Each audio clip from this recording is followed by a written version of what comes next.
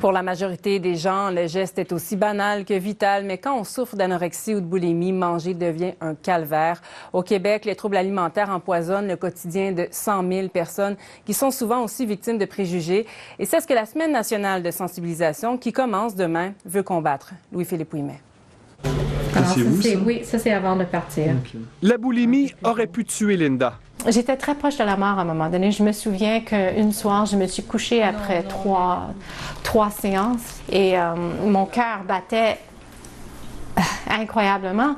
Pendant près de 9 ans, Linda mangeait une quantité impressionnante de nourriture, puis se faisait vomir pour manger à nouveau et encore se faire vomir. J'étais capable de le faire 3 fois.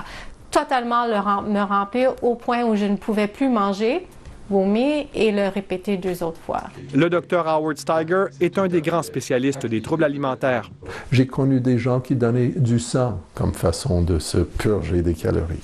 Si la boulimie est parfois causée par le stress, le manque de confiance ou la génétique, les causes des troubles alimentaires peuvent remonter avant la naissance. Nous avons une étude qui démontre que les enfants qui étaient nés des mères qui étaient enceintes pendant le grand verglas à Québec de 1998, si l'exposition au verglas était très stressant pour la mère, l'enfant a un risque plus élevé de développer un trouble alimentaire. Chez Anorexie et Boulimie Québec, les lignes ne dérougissent pas. La demande de services a augmenté. Par contre, c'est pas nécessairement une mauvaise nouvelle.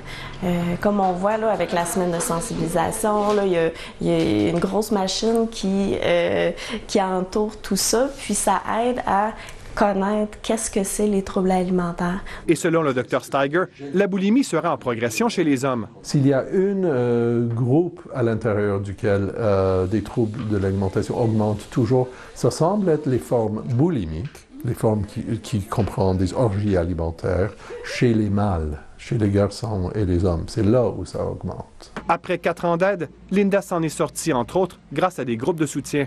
Elle est maintenant mère de 3 enfants et elle n'a plus peur du réfrigérateur. Une des choses qu'il faut faire pour s'en sortir, c'est de manger de façon régulière. Au début, c'est difficile, mais tiens-toi une collation toujours dans la poche. On a un petit peu faim, on mange avant d'avoir trop faim. Voilà. Ici Louis-Philippe Ouimet, Radio-Canada, Montréal. Un problème qui est très complexe, les troubles alimentaires. Donc, en complément d'information, je vous suggère une entrevue que le pédiatre Éric Lavoie nous a accordée au TJ Extra cette semaine. Le docteur Lavoie fait partie d'une équipe spécialisée dans le traitement des troubles alimentaires au CHUS.